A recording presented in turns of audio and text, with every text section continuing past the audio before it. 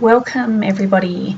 Today we are making hot cross buns and I really want all of you to try these. They are fluffy and gorgeous and you can put whatever fruit in them you like, so you don't have to be limited to currants or sultanas or raisins. You really can go in any direction and you will never ever go back to store-bought hot cross buns again. Let's get going.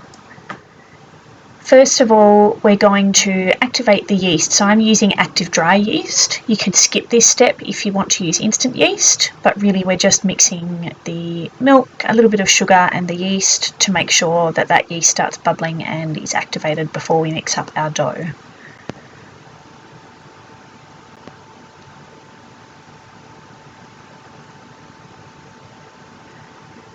Okay, while that yeast activates, pop your flour into the bowl of a stand mixer. You can mix these by hand, but I really find it much quicker and much easier to do it in a stand mixer.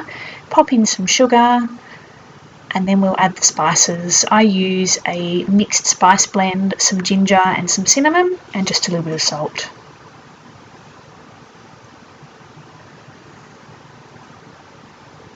Add an egg to the mixture. This is an enriched dough, so it's sort of like a brioche dough, but maybe not quite as rich as a standard or traditional brioche. We're putting in a little bit of water. Remember, we've got that milk in with the yeast as well, so that's going to enrich it a bit more. We've got some butter.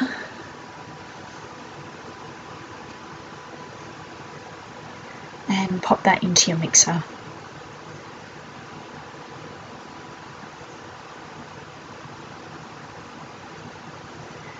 Add that yeast mixture. The yeast has started to foam a little bit, so we know that it's active. And then we'll pop down the head of the mixer. We've got the dough hook attachment on there and we're just going to mix and mix and mix and mix. What you want is a really silky, soft, elasticy kind of dough. It will be quite a soft dough, so don't worry if it looks like it's not pulling away from the sides of the bowl very well. It will sort of mostly pull away from the sides, but a little bit at the bottom might get stuck on there. And then we're going in with our fruit. So I've got sultanas and dried apricots in there. You can use whichever fruit you like as long as you keep the volume or the weight of the fruit about the same. We're mixing that in. That's just been done on a low speed and it's really just enough to mostly mix in that fruit. If it's not quite evenly mixed, you'll be able to get that sorted out in this next stage. Pop it onto a floured surface. I like to use a dough scraper when I'm handling dough, just makes it a little bit less messy, less dough on your fingers. And you can see here those chunks of fruit are not quite mixed in properly, so I'm just giving it a little sort of a fold and a bit more of a mix as I form it into a ball. And then once we've got that nice round silky dough ball, we'll pop it into a bowl. And then you can either bulk proof this on your bench top or you can use the proof setting or a low steam setting in your steam oven. We want that to double in size and then we're going to come back and form our rolls. Here we go. So that's had about half an hour in the steam oven on a low steam setting, a dough proofing setting. As I said, you could make it probably about 45 minutes or an hour on a warm countertop. That would achieve the same thing. Gently knock the air out of this. You can see I'm just sort of gently pressing it. I'm not smashing it down. I'm not banging it on the counter. Just giving it a gentle press out. And then I'm going to cut that dough into 12 pieces. This will make 12 pretty generous hot cross buns, so if you like you can cut it into 18 or 20 smaller rolls. We tend to like them a little bit bigger around here. Means you can just eat one instead of having to cook yourself two.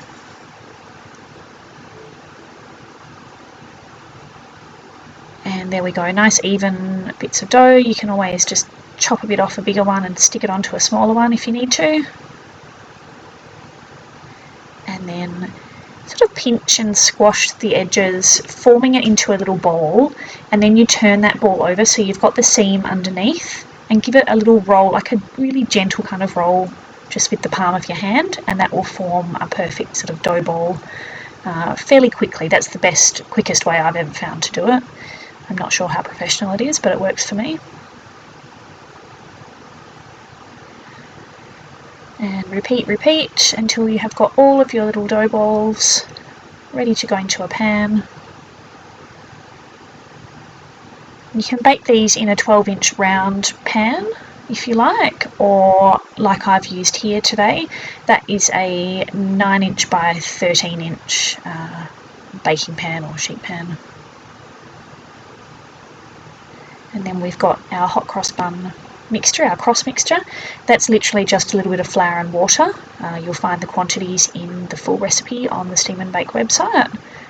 I'm popping that into a disposable piping bag.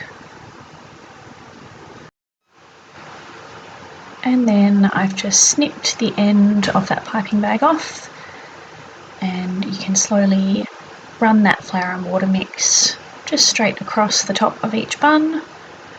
Make little crosses. It's pretty forgiving stuff. The one thing I will say is that it's much easier to work with that flour and water cross mixture, the piping mixture, if you mix it up and just leave it to sit for about 10 minutes. That just allows the gluten to relax in the flour, and that will allow you to pipe it without it sort of stretching back on itself.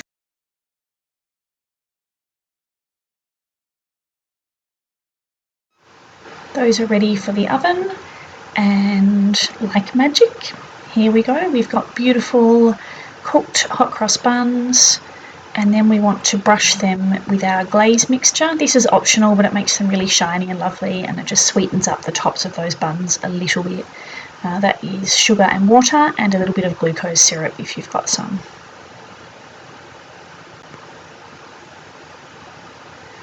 Now we get to the good stuff.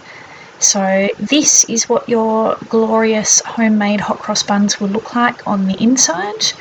You can see they're really, really fluffy.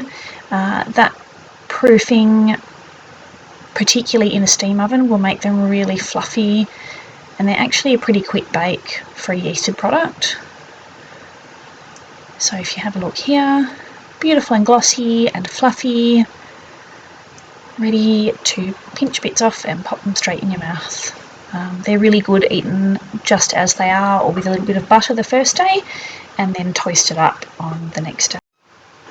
My full hot cross buns recipe can be found at steamandbake.com.